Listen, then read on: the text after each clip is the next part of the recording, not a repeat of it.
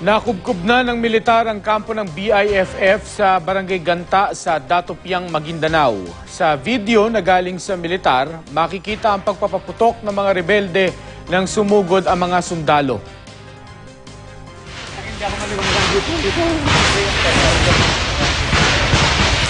Kalaunan, umatras ang mga miyembro ng BIFF. Practically, yung stronghold nila na-overrun ng mechanized brigade. Yung iba naman, I cannot speak for them, pero I understand na-overrun na rin nila.